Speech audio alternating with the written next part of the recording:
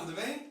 Hoje vamos falar da relação do Brasil no contexto sul-americano, mais precisamente no contexto do Mercosul. Né? É um tema importante de tratar, além de falarmos dos aspectos da economia, da população brasileira, da urbanização brasileira, né? Dos aspectos físicos do Brasil. É muito importante também entender o papel que o Brasil exerce no contexto continental, né? No contexto global, mas nessa aula especificamente nós vamos falar um pouco sobre o Brasil no seu contexto sul-americano e um pouco mais especificamente no contexto do Mercosul, né? Nós sabemos que o Brasil é um país que tem uma posição bastante prestigiada aqui na América do Sul. Só para relembrar, a América do Sul é uma das 3 porções da América, né? O continente americano se divide em 3 porções. Uma famosa classificação que a gente chama de geofísica, geológica, né? Onde a gente considera 2 grandes porções de terra, a América do Norte e a América do Sul, interligadas por uma faixa estreita de terras, que é a América Central, né? A América do Norte seria formada pelo Canadá, Estados Unidos e México, além da Groenlândia, que é uma ilha sob administração da Dinamarca, mas que pertence à América, né? Está no continente americano. A América Central teria a parte insular, que é a parte formada por ilhas, né? Bahamas, Grandes Antilhas, Pequenas Antilhas, né? E a parte continental, né? Que é a parte que é formada por Belize, Honduras, Nicarágua, El Salvador, Costa Rica, Panamá, né? São alguns dos países que estão ali dentro da América Central continental, né? E teríamos a América do Sul, né? Que é formada pela parte dos países andinos, né? Venezuela, Colômbia, Peru, Equador, Bolívia, Chile, pelas antigas Guianas, né? Hoje seria a República da Guiana, antiga Guiana Inglesa, Suriname, antiga Guiana Holandesa e ainda Guiana Francesa, né? Que é o famoso estado ultramarino da França, faz parte do território francês, utiliza a moeda euro, né? Aqui no norte, faz fronteira no norte com o Brasil, né? E nós teríamos os países platinos, né? Que seriam a Argentina, o Paraguai, o Uruguai, né? Os países são banhados pela Bacia do Prata, né? Bacia do Prata é uma bacia hidrográfica, toda ela nascida aqui no Brasil, né?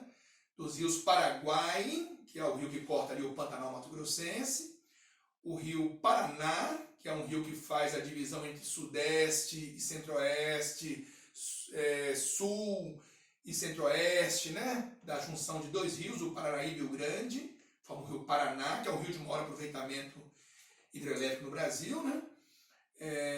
Onde está inclusive a hidrelétrica de Itaipu, e o rio Uruguai, que é o rio que faz a fronteira entre o Rio Grande do Sul e Santa Catarina, né? Ali da junção dos rios Canoas e Pelotas, quer dizer, são 3 rios que compõem a Bacia do Prata, ou Bacia Platina, que nascem em território brasileiro, porém todos eles fluem para fora do Brasil, né? E se encontram em terras vizinhas aqui. E aí nós não chamamos o Brasil de platino porque não é apenas a Bacia Platina o elemento de união dos países platinos, né? Mas tem toda uma carga histórica, cultural, linguística, que o Brasil fica apartado porque fomos uma colônia portuguesa. Em meio a uma América do Sul colonizada em grande parte pelos espanhóis, né? Essa parte andina, né? Colonizada pelos espanhóis e a parte platina também. Lá no norte, nas Guianas, nós tivemos a presença, como já falei, da Holanda e da Inglaterra e da França, né? Mas a América do Sul foi dominada por espanhóis, nos antigos vice-reinos da Espanha, que depois se converteram em países independentes, né? Através de revoltas que levaram à independência. E nós tivemos o caso do Brasil, que era a única colônia que Portugal tinha aqui na América do Sul e que depois ficou independente, transformou num império, mais tarde numa república, né? Então, essa é a configuração da América e nós vamos nos prender hoje numa análise da América do Sul e do papel do Brasil nesse continente, né? Lembrando que você vai ouvir falar também dos termos América Anglo-Saxônica e América Latina, que aí é uma outra forma de dividir a América, considerando fatores de ordem histórico, cultural, linguístico, socioeconômicos, né? Que aí eu teria a América Anglo-Saxônica, formada pelos Estados Unidos e o Canadá, que seriam os países centrais da América, né? E os demais países periféricos estariam dentro da América Latina, já a partir do México. Então, o México, toda a América América Central, tanto a parte continental como insular, e toda a América do Sul faria parte da América Latina, né? Alguns questionam essa denominação, porque dentro da América Latina nós temos ex-colônias inglesas, ex-colônias holandesas, né? Mas o fator socioeconômico, o fato de ser um país periférico é o que define, na verdade, ser América Latina ou não, né? E, então o Brasil é um país da América do Sul e é um país da América Latina, né? Mas o nosso foco hoje será mais na América do Sul, né? O Brasil representa metade da América do Sul em termos de área e de população, né? Então isso dá ao Brasil uma envergadura, tanto nos aspectos geográficos, demográficos, econômicos, porque temos um PIB que está entre os 10 maiores do mundo, né? Então, nós nos colocamos dentro da América do Sul como uma grande potência regional, né? Temos o maior parque industrial da América do Sul, né? E da América Latina, inclusive, né? Então, o Brasil é um país, temos nossas forças armadas, né? Também tem uma envergadura bastante razoável. Temos uma grande quantidade de matérias-primas produzidas nacionalmente, como nós já vimos aqui em outras aulas, tanto pelo extrativismo como pelo agropecuária, né? Temos um imenso mercado consumidor, somos um país que atraímos os olhares internacionais, os investimentos internacionais, né? Temos uma riqueza de biomas e de biodiversidade muito grande, né? Então tudo isso transforma o país num ator central aqui na América do Sul, né? Historicamente, nós tivemos mais apartados dos nossos irmãos hispânicos aqui na América do Sul, por questões de divergências, tanto no campo político, né? É bom lembrar que enquanto aqueles países procuravam sua independência, a Espanha, né? Nós ainda ficamos atrelados, né? Mesmo independentes, ficamos atrelados a Portugal, né? E enquanto eles se transformaram em países republicanos, nós ainda estávamos no Império, né? E isso tudo gerava uma certa desconfiança dos nossos irmãos hispânicos aqui, vizinhos, em relação a nós, né? Na medida que proclamamos a República, no final do século XIX, esse obstáculo deixou de existir e isso, de certa forma, facilitou um pouco a nossa aproximação. Mas, mesmo assim, o Brasil, pela a envergadura que tem, pelo peso que tem, tanto do ponto de vista territorial como do ponto de vista demográfico, sempre foi um país visto pelos nossos vizinhos com uma certa desconfiança, né? Quer dizer, qual é realmente o papel que o Brasil exerce ou quer exercer no contexto sul-americano, né? E sempre há uma sombra, né, de um possível neoimperialismo, né, brasileiro nessa região. Embora o Brasil já tenha reforçado em outros momentos que não tem essa tradição na sua diplomacia, né? Nós somos um país de tradição de negociar, de não interferir em situações de outros países, de respeitar a soberania dos países, né? Então, historicamente, o Brasil, como já foi dito por um ex-ministro das Relações Exteriores do Brasil, nós não temos o gene do imperialismo no nosso patrimônio genético nacional, né? O Brasil, por si só, já é a engenharia para manter o Brasil unido, né? Principalmente após a independência, já foi muito grande, né? Teve que haver grandes esforços nacionais para combater movimentos separatistas aqui no Brasil, né? E também nós tivemos atritos com os nossos vizinhos, né? Por exemplo, tivemos atrito pela independência da província cisplatina, né? Que se transformou no Uruguai. Esses atritos envolveram tanto a população da própria região como o apoio que eles receberam, né, dos argentinos. Depois, com a independência do Uruguai, houve uma espécie de guerra civil, né, onde Brasil e Argentina ficaram em lados opostos, apoiando lados opostos desses dois grupos uruguaios, né. Depois tivemos unidos, né, na famosa Guerra do Paraguai, né, onde o Brasil, o Uruguai e a Argentina se uniram contra o Paraguai, derrotando e arrasando o Paraguai, né, naquela famigerada Guerra do Paraguai, né. Nós tivemos problemas também com a Bolívia, naquela expansão do ciclo da borracha, que já tivemos oportunidade de falar em outros encontros, né? Tivemos lá tensões com a Bolívia, que foram solucionadas com uma negociação, né? Capitaneada pelo famoso Barão do Rio Branco, que foi o diplomata brasileiro que findou arrematando por final as nossas fronteiras, né? Levando a cabo várias negociações, né, das nossas fronteiras e praticamente definiu o formato final que o Brasil tem até hoje, né? Não é à toa que se transformou no patrono das relações internacionais brasileiras, né? O famoso Barão do Rio Branco, né? E o Brasil, tirando essas situações de atrito que nós tivemos no passado, né? Que se estendeu aí até mais ou menos o princípio do século XX, depois disso o Brasil se mantém uma tradição de pacífica, né, aqui na região. Com a Argentina sempre, historicamente, tivemos uma rivalidade grande, né? Uma rivalidade pela liderança regional, uma rivalidade pelos mercados, né? Uma rivalidade militar, né? Então, assim, é histórico, né, que a gente tenha desenvolvido esse tipo de rivalidade. A Argentina já foi um país com uma condição socioeconômica muito interessante. Mas a partir da década de 50, 60, a Argentina passou a cometer erros nas suas políticas, né?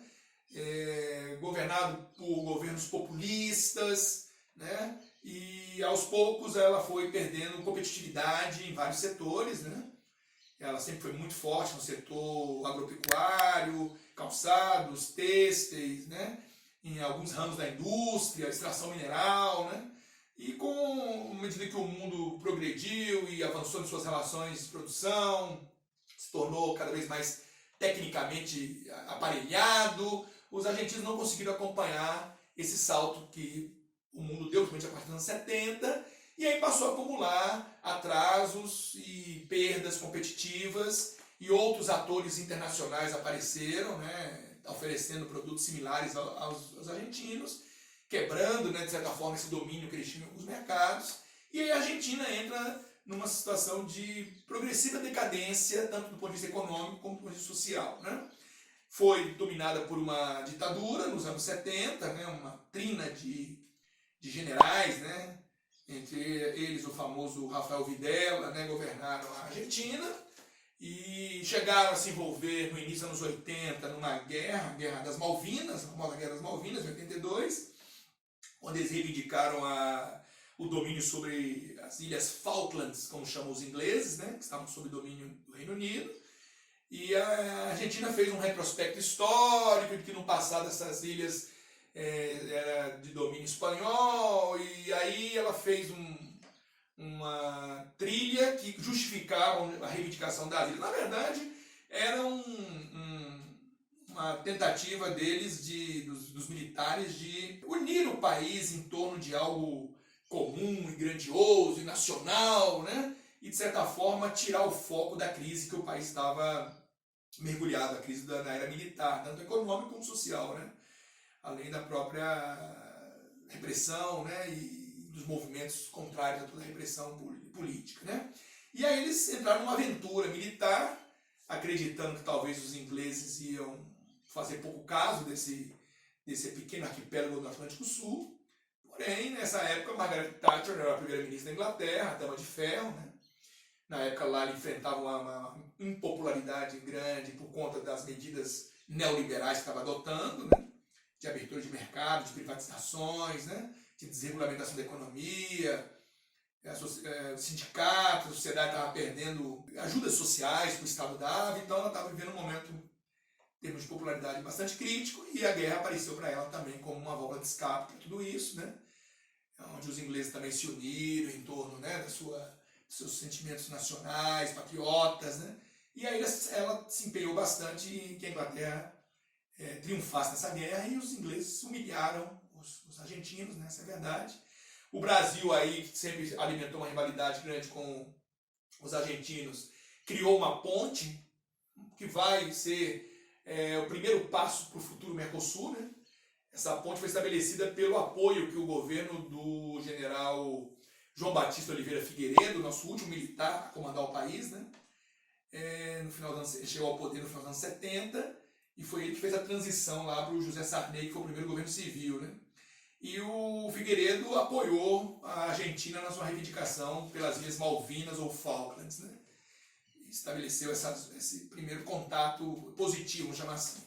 E mesmo não ter esse apoio não foi suficiente para levar a vitória da Argentina, mas a Argentina guardou a lembrança desse apoio, e após o fim das ditaduras, porque logo depois que a Argentina é fragorosamente derrotada na Guerra das Malvinas, né, Isso enfraquece bastante os militares, é o último capítulo deles na história lá, né, recente.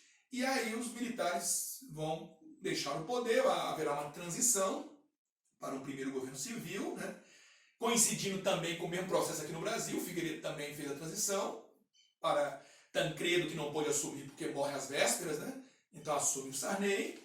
E é justamente nos governos de José Sarney no Brasil e Raul Alfonsín na Argentina que em 1985 os dois tiveram um histórico encontro em Foz do Iguaçu, onde nasceu a famosa Declaração de Iguaçu, que é o primeiro ponto de soldagem do ponto de vista do comércio, da integração regional entre Brasil e Argentina. Foi o primeiro passo para o futuro Mercosul. Foi dado então na gestão do José Sarney e do Raul Alfonsín. Isso vai evoluir em alguns acordos de cooperação bilaterais a princípio, né? Lembrando que até então essa rivalidade entre Brasil e Argentina, né, levou o Brasil a tentar cooptar para sua órbita de influência, né, países que até então estavam sob forte influência argentina, como a Bolívia e o Paraguai, né, dois países que não têm saída para o mar. A Bolívia perdeu sua saída para o mar numa guerra com o Chile, né, e o Paraguai é um país localizado totalmente dentro do continente, não tem saída direta para o mar, né? E ambos dependiam da bacia platina que deságua justamente em Buenos Aires, na Foz do Prata, quer dizer, na Argentina, né, na região dos Pampas da Argentina. Então havia uma dependência grande, tanto da Bolívia quanto do Paraguai, que para escoar mercadorias e para trazer mercadorias de fora dependiam dessa bacia do Prata e, portanto, dependiam de território, passar por território argentino, né? E aí o Brasil desenvolveu projetos para viabilizar o escoamento de mercadorias do Paraguai e da Bolívia, a importação também de produtos, por estradas do Brasil, né? E aí diminuir a dependência deles da Argentina. Tivemos o nascimento de uma ferrovia, né? A ferrovia noroeste do Brasil, ligando desde o Porto de Santos até Santa Cruz de la Sierra, na Bolívia. Então essa foi a forma que nós tivemos de dar uma alternativa à Bolívia para sair até o mar, né? E para os paraguaios nós construímos uma rodovia, né, ligando o porto de Paranaguá, no Paraná, até a região de Foz do Iguaçu, né, e dali você se liga através da Ponte da Amizade até o Paraguai, né? Então, além disso, o Brasil também trouxe o Paraguai para um grande projeto de energia, assinado em 73, que deu origem à usina hidrelétrica de Itaipu, ali no Rio Paraná, na região ali do Foz do Iguaçu, né? Se transformou na maior hidrelétrica do mundo, hoje já superada pela usina de Três Gargantas na China, né? Mas dependendo do período do ano, a hidrelétrica de Itaipu ainda produz mais energia que a Três Gargantas, porque a Três Gargantas oscila, né? Dependendo do nível dos rios, né? E Itaipu se tornou um big projeto binacional, né? Onde metade da energia pertence ao Paraguai e metade da energia pertence ao Brasil, né? Como o Paraguai utiliza cerca de 10% no máximo 20% da energia que está disponível para ele, o restante todo é vendido exclusivamente para o Brasil. O Brasil tem um contrato com o Paraguai a exclusividade da compra dessa energia por um preço já definido em contrato. Isso, inclusive, já foi alvo de discussões, né? O Paraguai já reivindicou o reajuste desse valor, considerando que ele está abaixo de mercado e que não é justo com o Paraguai vender uma energia barata, tão barata para o Brasil. Então, a resposta e a alegação do Brasil é sempre a mesma, que o Brasil foi o grande investidor em Itaipu, né? E a forma de compensar os poucos investimentos paraguaios foi ter um tratado favorável ao Brasil na compra da energia excedente, né? Então, enquanto o tratado durar, essa é a relação, né? O Brasil já andou recentemente, durante o governo Lula, o Congresso aprovou um reajuste nos valores da energia elétrica com o Paraguai. Mas é isso. Então, através da hidrelétrica de Itaipu, Brasil e Paraguai se soldaram mais ainda, né? Na época de Itaipu, a Argentina se queixou, disse que o represamento do rio para a formação da barragem de Itaipu iria alterar significativamente o curso rio abaixo, após a barragem, né, que vai para o território da Argentina, o que dificultaria ela no aproveitamento hidráulico do mesmo rio, né? Na famosa construção da hidrelétrica de Corpus, né? E aí depois houve um acerto, chegaram a um consenso, e o Brasil e o Paraguai chegaram num denominador comum do nível de represamento do rio para viabilizar a utilização da Argentina posteriormente, né? A Argentina chegou, inclusive, dentro do governo argentino, chegou a se discutir os riscos, né, dessa barragem gigantesca rio acima, né, de uma possível bomba d'água, né, onde uma possível explosão da barragem de Itaipu poderia causar um desastre na Argentina, principalmente na região de Buenos Aires, que concentra a maior parte da economia e população, né? Então isso pode parecer engraçado, essa história de bomba d'água, né? Mas isso chegou a ser ventilado, sim, e preocupou os estrategistas na Argentina. Além disso, houve muita rivalidade também nos programas nucleares desenvolvidos dos dois lados, né? Tanto do Brasil como da Argentina. Havia uma rivalidade muito grande em relação a um possível programa com fins para armas nucleares. Essa rivalidade nuclear, ela foi tratada durante a assinatura do Tratado de Assunção em 91, quando o Brasil e a Argentina assinaram o tratado que fundou o Mercosul, né? Na época presidido o Brasil pelo Fernando Collor de Mello e a Argentina pelo Carlos Menem.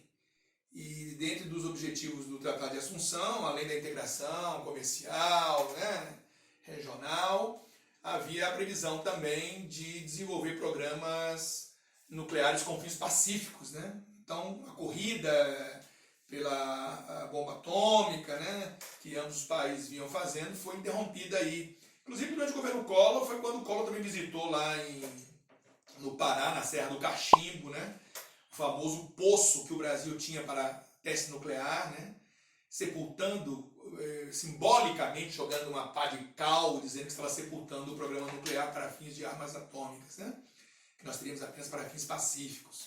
E, posteriormente, durante o governo Fernando Henrique, nós aderimos, né, ao Tratado de Não Proliferação de Armas Nucleares, né, o TNP, quando o Brasil definitivamente abriu mão de ser um país detentor de arma nuclear, né?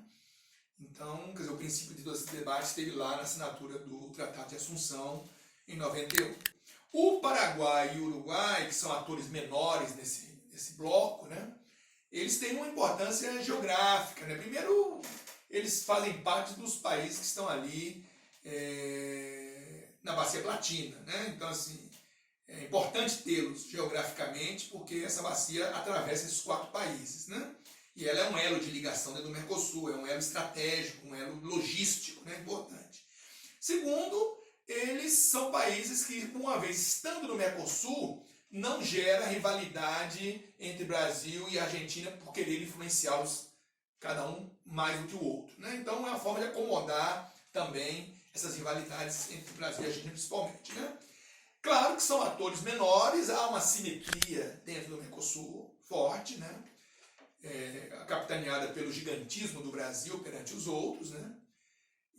Mas isso, de certa forma, é um problema para o andamento do Mercosul, essas assimetrias, porque nem sempre, na hora de cumprir os acordos, né, os países seguem, né, dependendo da sua situação momentânea, eles muitas vezes recuam nas decisões do bloco, né, sempre alegando a sua situação mais precária, são países menores, que têm uma economia menos diversificada, né? Então, esses 4 países, Brasil, Argentina, Paraguai e Uruguai, são os fundadores do Mercosul, são chamados membros efetivos, né? Os plenos, né? Para diferenciar dos outros membros, os chamados associados, que hoje seriam os demais países da América do Sul, com exceção da Guiana Francesa. E, atualmente, a Venezuela encontra-se suspensa desde 2017, né? Já em 2016, a Venezuela não tinha cumprido o protocolo de integração integralmente, né? Então, países aqui do Mercosul já tinham acusado esse problema. E em 2017, a Venezuela, segundo seus parceiros do Mercosul, teria ferido a cláusula democrática, o famoso protocolo de Ushuaia, né? Que é um dos protocolos dentro do Mercosul que fala sobre a questão dos regimes democráticos, né? Regimes que respeitam o Estado de Direito, né? a ampla liberdade de expressão da população, né? E aí, diante da crise política na Venezuela, no regime do presidente Maduro, entendeu-se que eles estariam violando a cláusula democrática e por isso houve uma suspensão da Venezuela. Então, atualmente, a Venezuela está suspensa do Mercosul, né? Mas o Mercosul, que inicialmente começa com 4 membros, né? Brasil, Argentina, Uruguai e Paraguai, que são os membros que fazem uso, né, do Tratado de Livre Comércio e da União Aduaneira, que são 2 etapas que o Mercosul tem em vigor, né? O livre comércio é a primeira etapa de integração de uma região, né? Que corresponde a reduzir tarifas até eliminá-las completamente para a livre troca de mercadorias, né? De bens, né? E você avança no segundo momento para a tarifa externa comum, a TEC, que a gente chama, né? Que é justamente chamada União Aduaneira, né? É o segundo passo de integração, que é quando os países definem entre eles tarifas que devem ser aplicados a produtos que estão vindo de fora para dentro do bloco, né? É uma forma de proteger o comércio intrabloco. Então, por exemplo, ao invés do Brasil comprar trigo do Canadá, ele vai preferir comprar trigo da Argentina, mesmo que o trigo canadense possa estar num preço menor que o argentino. Porque para entrar no Brasil, o Brasil como país do Mercosul, e se o Brasil tiver fechado acordo nesse setor exclusivamente, eu estou dando um exemplo apenas, né? Mas se o Brasil fechou acordo de tarifa externa comum no trigo, então o que o Brasil deve fazer? Se algum empresário brasileiro quiser comprar trigo de fora, né, do Canadá, por exemplo, ele vai ter que, quando esse trigo entra no Brasil, ele é sobretaxado, ele recebe um imposto adicional. E aí isso encarece o valor desse trigo importado. E aí torna ele menos competitivo quando comparado com o valor do trigo, por exemplo, dos argentinos, que, por exemplo, podem trocar conosco livremente o trigo, né? Vender trigo sem sobretaxa. Então, é uma forma que se tem de criar dificuldades principalmente com os produtos que são produzidos daqui dentro do bloco, né? Produtos que são produzidos em outros países e que também são produzidos no bloco. Então é uma forma de barrá-los, é uma espécie de barreira, né? Protecionista, né? Para incentivar o comércio intrabloco, né? Então isso é a tarifa externa comum.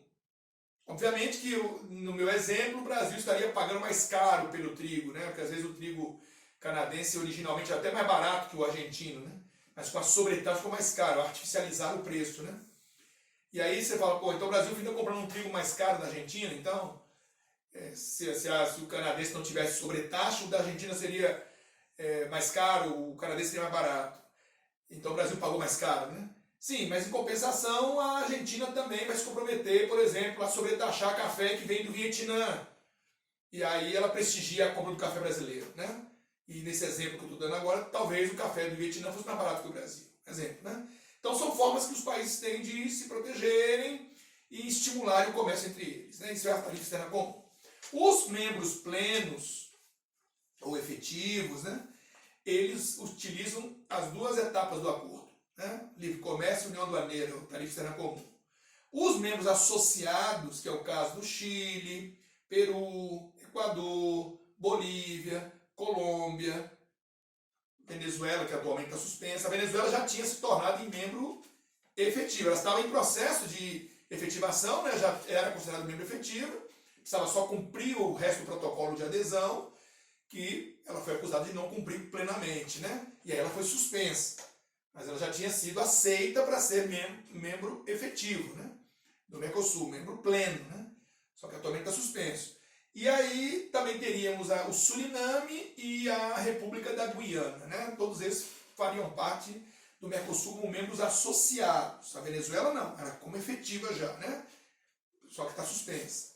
E um outro país que andou sendo suspenso outrora foi o Paraguai. Em 2013, o Paraguai foi suspenso. Houve um problema interno no Paraguai, né? O presidente na época chamava-se Fernando Lugo, era um presidente de um espectro mais à esquerda, politicamente falando, e ele tinha uma oposição no Congresso a maioria do Congresso era oposicionista a ele, e ele enfrentou alguns problemas durante seu governo em relação às manifestações de camponeses, reivindicando terras, né, conflitos agrários.